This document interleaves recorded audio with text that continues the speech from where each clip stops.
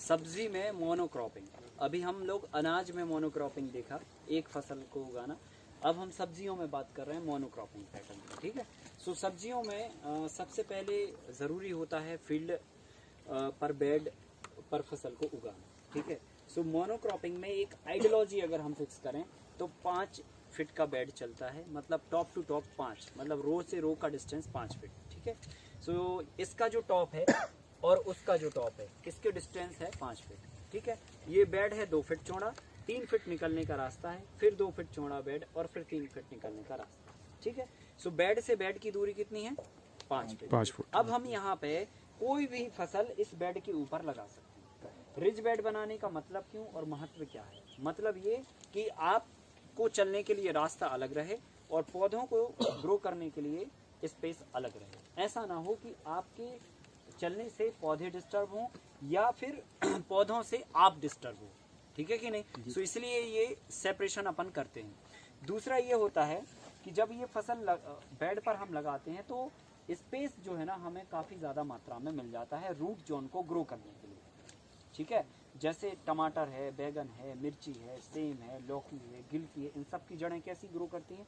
ऐसे ग्रो करती हैं, ठीक है, ऐसे जाला बनाती हैं। तो हम क्या करते हैं, बेड के टॉप पर फसल लगाते हैं और उनको यूं ग्रो करने के लिए काफ़ी बड़ा स्पेस मिल जाता है और ये मिट्टी दबती नहीं है। और जब मिट्टी नहीं दबती है तो क्या होता है कि पोरसिटी ज़्यादा मिलती है, पोरस ज़्यादा मिलती है और पोरस ज़्यादा मिलने से फसल की जड़ों का विस्तार होता है और जड़ों का विस्तार होने से जड़ें जो है ना ज़्यादा से ज़्यादा न्यूट्रिएंट अलग अलग एरिया से उठा के पौधे को दे पाती हैं। सो पौधे में उत्पादन अच्छा आता है कि नहीं है। सो कुल मिला के हमें कोई भी अगर फसल सब्जी में उगानी है मोनोक्रॉपिंग में या फिर इंटरक्रॉपिंग में या फिर मिक्स क्रॉपिंग में, तो ये पैटर्न पे बेड आप बना लो, ठीक है। ये कहलाता है जो अपन ने पैटर्न फिक्स किया। पैटर्न के बाद जो है ना अब हम बेड प्रिपरेशन या फील्ड प्रिपरेशन कैसे करें उस पैटर्न के हिसाब से। तो इसमें मिक्स भी हो सकती है, इसमें इंटरक्रॉपिंग भी हो सकती है और इसमें मोनोक्रॉपिंग भी हो सकती है। तीनों तरह के पैटर्न आप इस बेड पर लगा सकते हैं, ठीक है।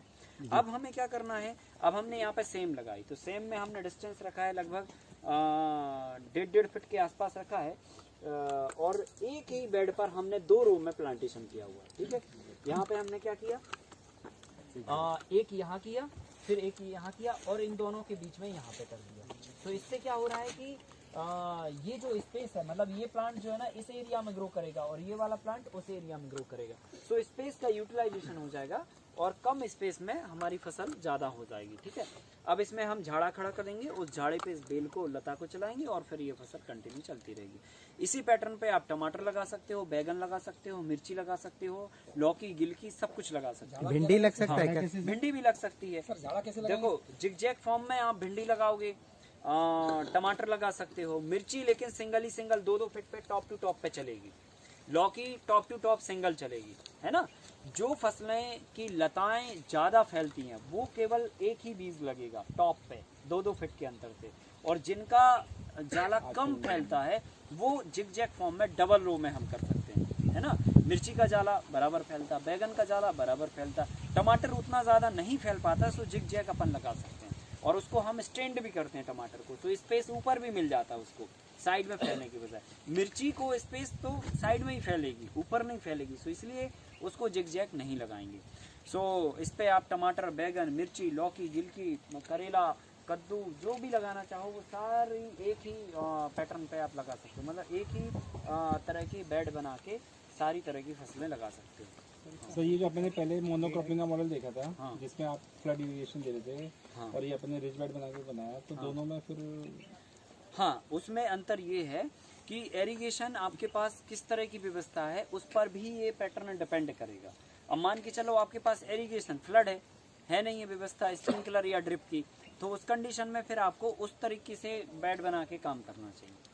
अगर मान के चलो आपके पास टपक सिंचाई की व्यवस्था है तो उसके लिए फिर ये वाला बेड सर्वोत्तम होता है, क्योंकि टपक सिंचाई और इस बेड का कम्युनिकेशन बहुत अच्छा होता है, क्योंकि ड्रिप आपने बीच में एक बार डाल दी सो वो पानी जो है ना ड्रॉप करके पानी भी ऐसे फैलता है और ऐसे ही जो है ना इन पौधों की रूट जोन फैलती है और बेड की शेप भी ऐसे ही होती है, मतलब ऊपर टॉप और फिर ऐसे ही नीचे की तरफ आते आते ये फैल जाता है।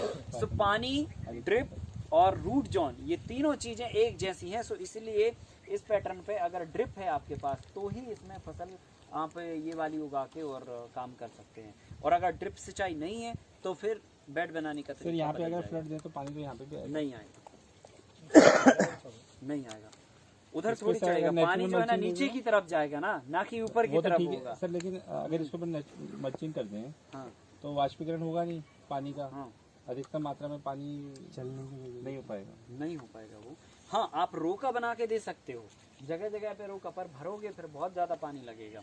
सो हम फिर ऐसा करें क्यों, हम भाई बेड बनाएं और दूसरी रास्ता से काम करें। अगर फ्लड इरिगेशन है तो उसका तरीका ये है कि भाई आप 1 फीट चौड़ा बेड बनाओ, फिर आधा फीट चौड़ी नाली रखो, फिर 1 फीट चौड़ा बेड बनाओ और आधा फीट की नाली में आप पानी बहाओ और दोनों एक तरफ 1-1 फीट के अंतर पे जो रो है उस पर आप फसल लगाओ। ऐसे कर सकते हो फिर। और 3 फीट निकलने का रास्ता ऐसा छोड़ो, फिर उसका पैटर्न अलग हो जाएगा। ड्रिप में और फ्लड में इसमें प्रोडक्शन में फर्क आता है क्या? हाँ आता है। ड्रिप में क्या होता है ना, एकदम फोर्स से पानी पौधे को नहीं मिलता, इसमें स्लोली पौधे को पानी मिलता है। सो उसका फर्क मैक्सिमम लगभग 1 से 1.5। वो तो देखो अगर पानी का मिलेगा पूरा पौधे की प्रोडक्शन कौन सी वो आधा फीट नाली, आधा फीट बेड 1 फीट, फिर नाली आधा फीट, फिर नहीं पहले 1 फीट बेड, फिर आधा फीट नाली, फिर 1 फीट बेड, फिर 3 फीट रास्ता निकलेगा। तो इसमें पानी कितने दिन में देते हैं? डेली मतलब डेली थोड़ा थोड़ा आधा पानी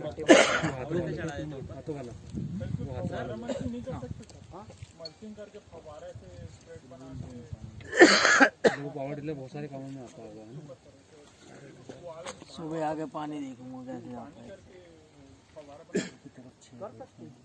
बंद कर रखा सकते हैं। पर क्या होता है, जो इस तरह की फसलें होती हैं जैसे लता वाली फसल होती है या फिर टमाटर बैगन मिर्ची वाली फसल होती है, इनमें स्प्रिंकलर का पानी सूट नहीं करता। इनमें जो है ना टपक सिंचाई का पानी दो या फ्लड इरिगेशन दो। स्प्रिंकलर का पानी गेहूं है, जो है आपकी मक्का है, मूंगफली है ना, इस तरह की जो फसलें हैं उनमें आप स्प्रिंकलर का पानी दे सकते हैं। प्याज, हाँ सर ये जो खरपतवार उग रही है इसकी जगह मतलब ये इसको ये स्पेस जो खाली है इस पर कुछ लगा सकते हैं क्या इसके साथ? लगा सकते थे, धनिया है, मेथी है, इस तरह की कोई चीज लगा सकते थे जो हम 1-2 महीने के अंदर जो है ना ये निकाल लें। मतलब पत्ती वाली सब्जी कर किसी सकते भी थे।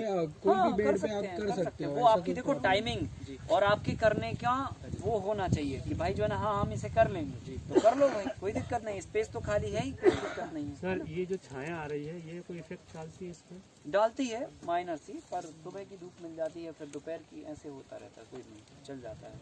सर ये क्या पौधे में अभी इल्ली जी लगी थी क्या ये? इल्ली ने खाई हुई है। हाँ इल्ली ने इसका सब क्या उपचार करा?